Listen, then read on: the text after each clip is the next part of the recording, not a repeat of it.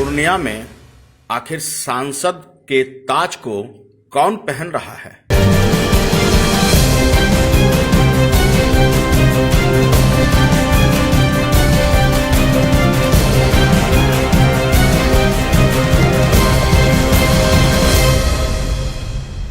जैसा कि पूर्णिया लोकसभा के संबंध में हम बताते आ रहे हैं कि पप्पू यादव क्या निर्दलीय चुनाव लड़ेंगे, क्योंकि कांग्रेस ने तो अपना गठबंधन से प्रत्याशी बीमा भारती को भी घोषित कर दिया और अंतिम समय तक कांग्रेस का मन नहीं पसीजा। वहीं आपको मैंने बताया था कि लालू प्रसाद यादव ने पूर्णिया छोड़ने को कहा था, यानी कि आखिरकार दिल के अरमा आंसुओं में बह गए।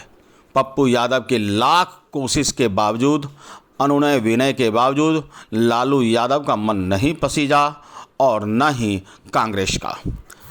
आखिरकार अपने वादे के अनुसार कि पूर्णिया के लिए चाहे सांस क्यों न छोड़ना पड़े छोड़ देंगे, लेकिन पूर्णिया की जनता के साथ वादा खिलाफी नहीं करेंगे। यही वजह रहा कि आज भारी जन समर्थन के साथ उन्होंने निर्दलीय उम्मीदवार के तौर पर नामांकन कर दिया। आपको याद होगा कि हमने स्पष्ट तौर पे कहा था कि महागठबंधन से अब बीमा भारती है तो पप्पू यादव का टिकट कट चुकी है। ऐसे में जन अधिकार का विलय कर देने के कारण उनके हाथ से कांग्रेस और जन अधिकार के सिंबल भी चले गए। अब निर्दलीय ही रहेंगे और निर्दलीय का ही तौर पर उनकी उम्मीदवारी घोषित होगी और यही हुआ भी। आखिरकार मन मरोड़ कर, महसूस कर, दुखी दिल से हो या जैसे भी, जनता के विश्वास पर खरा उतरने के लिए पप्पू यादव ने निर्दलीय उम्मीदवारी कायम कर दी है। नामांकन हो चुका है, मैदान जंग है, चुनाव का विषाद बीत चुका है और ऐसे में पप्पू यादव कहते हैं मेरे पॉलिटिकल राजनीतिक करियर को ख़त्म करने की कई लोगों ने कोशिश की। अब कई लोग कौन हैं जनता खूब समझती है। सारे लाखों भी क्या कहते हैं हमने नहीं बताया, पूरे देश के आशीर्वाद में और जिस तरीके से मेरे पार्टी भी खत्म हो गए,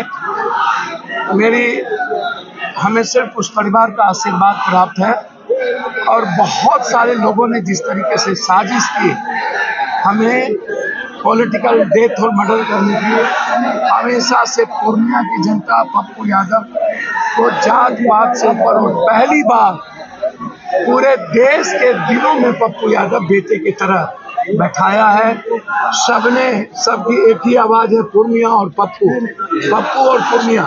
और आज पहली बार ना कोई दल है, ना कोई जात है, ना कोई धर्म है, ना कोई मजहब है, सिर्फ एक बेटा है, एक इंसानियत है। मैं इतना ही जानता हूँ, इसके अलावा कुछ नहीं जानता हूँ। मेरा कोई कसूर नहीं था, मेरी कोई गुनाह नहीं थी, मैं सबके साथ खड़ा रहा। कोरोना में देश के साथ, बाढ़ में, संकट में देश के साथ, हर परिस्थिति में हर परिवार के साथ हम खड़े रहे।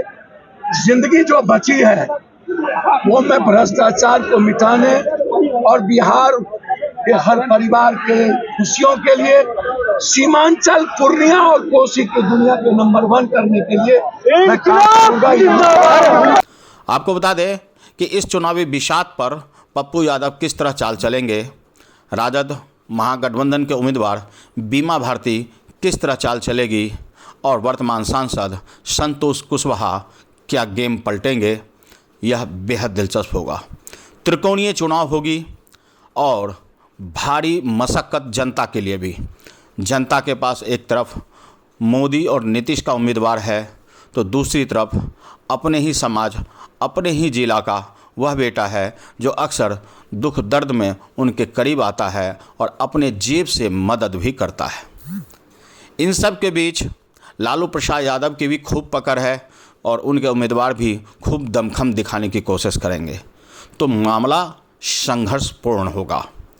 किस्मत का फैसला लिखा जाएगा, लेकिन परिणाम से पहले हर वोटर यह समझ ले कि उसे अपने लिए नेता नहीं, भाई, बेटा और ऐसा नेता काम करने वाला चाहिए जो पूर्णिया का संपूर्ण विकास कर सके। अब ऐसे में निर्णय तो जनता करेगी, वोट भी जनता देगी, लेकिन देखना दिलचस्प होगा कि आखिरकार निर्दलीय उम्मीदवार के तौर पर नामांकन का यह फैसला पप्पू यादव के लिए कितना सही रहा। बने रहिए हमारे साथ और हम दिखाएंगे आपको किसकी सह और किसकी मात। तो आज के लिए इतना ही। हमारे साथ बने रहिए और देखते रहिए अनुभवी आंखें न्यूज और पढ़ते रहिए अनुभवी आंखें अखबार। सोशल साइट्स, ऑनलाइन चैनल पे जाकर आप हमारे चैनल्स को देख सकते हैं, लाइक और सब्सक्राइब भी कर दीजिए। दोस्तों, आप हमसे जुड़ने के लिए अपना पासपोर्ट साइज फोटो और एक आधार कार्ड की फोटोकॉपी हमें भेज दें और हमसे जुड़ें।